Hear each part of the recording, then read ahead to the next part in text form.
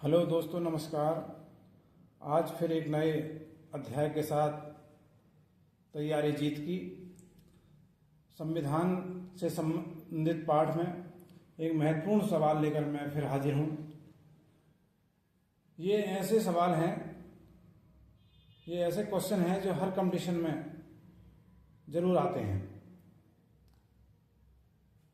तो शुरू करते हैं आज का ये अध्याय।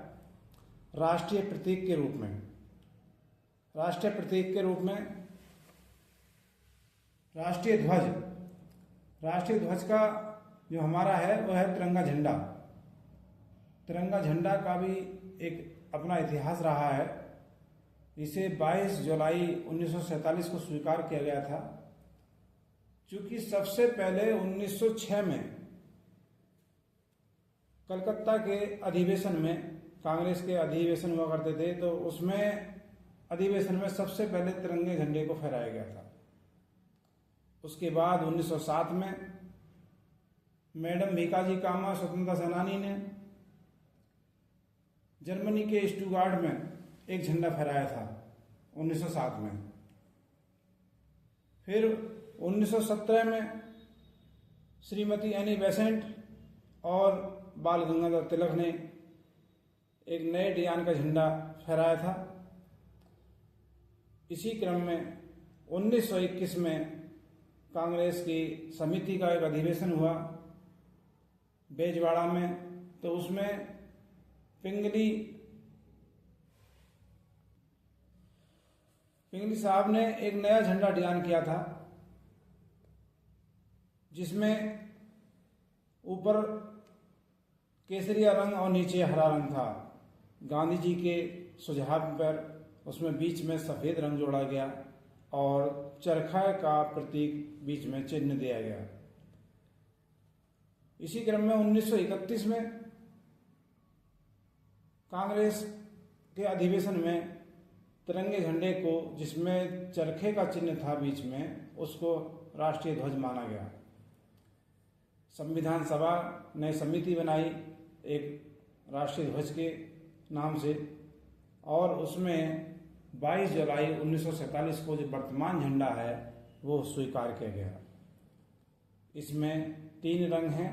ऊपर केसरिया होता है, बीच में सफ़ेद होता है और नीचे हरा होता है। सफ़ेद रंग में अशोक चक्र होता है, क्योंकि केसरिया रंग का अर्थ होता है बलिदान, त्याग, कुर्बानी का प्रतीक है, साहस का प्रतीक है। सफ़ेद रंग पवित्रता और सौंदर्यता का प्रतीक, पवित्रता का प्रतीक है। और हरा रंग हरियाली का प्रतीक है, जो हमारी सस्य श्यामला लहराती रहती है, समृद्धि का प्रतीक है। इस प्रकार हमारा झंडा लंबाई और चौड़ाई के अनुपात में 3:2 के अनुपात में वर्तमान में हर ऑफिस पर, हर घर पर लहराता है। राष्ट्रीय चिन्ह। अब राष्ट्रीय चिन्ह की बात करते हैं। राष्ट्रीय चिन्ह अशोक स्तंभ है। इसे 26 जनवरी 1950 को स्वीकार किया गया था। अशोक स्तंभ आपने देखा होगा, हमारी भारतीय मुद्रा पर भी है।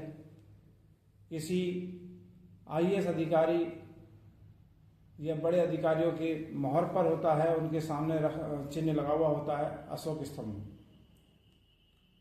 जिसमें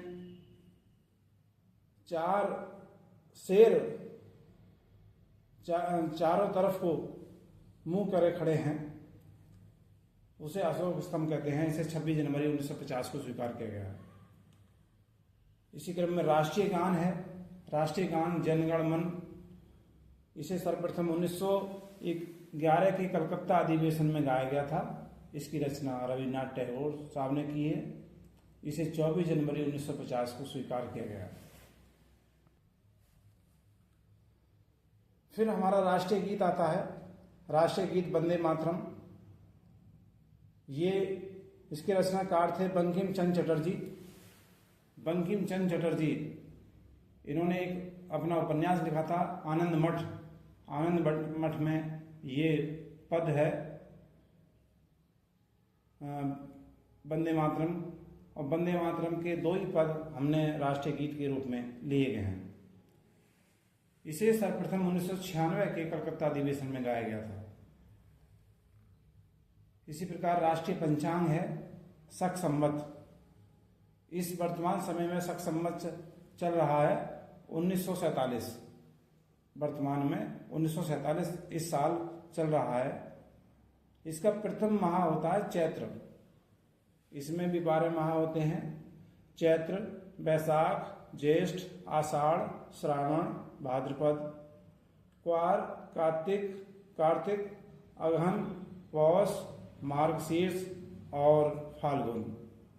इस प्रकार 12 माह होते हैं। ये भी हमें याद होने चाहिए। तो ये शक संवत हमारा राष्ट्रीय पंचांग है।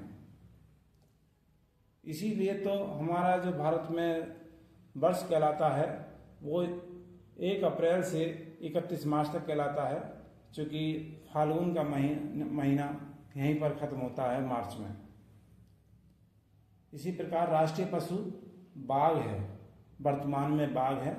सन 1972 तक शेर राष्ट्रीय पशु के रूप में रहा है भारत का, और सन 1972 में बाघ को राष्ट्रीय पशु माना गया है। चूँकि बाघ भारत के अधिकांश प्रदेशों में, लगभग 22 प्रदेशों में पाया जाता है, इसलिए बाघ को ये उपाधि दी गई है राष्ट्रीय पशु के रूप में। और इसकी स्फूर्ति, इसकी सुंदरता, इसकी ताकत, ये बाघ का राष्ट्रीय पशु होने का प्रतीक है। इसी प्रकार राष्ट्रीय पक्षी मोर है, और राष्ट्रीय पुष्प कमल, और राष्ट्रीय वृक्ष बरगद है। ये इतने महत्वपूर्ण सवाल हैं जो हमें याद ही होने चाहिए, और किसी भी कंपटीशन में अक्सर जरूर ही आते हैं। तो ये पाठ अच्छा लगा तो लाइक और सब्सक्राइब करते रहें, और धन्यवाद। आज का पाठ छोटा ही है पर बहुत महत्वपूर्ण है। तैयारी करते रहें। जय हिंद।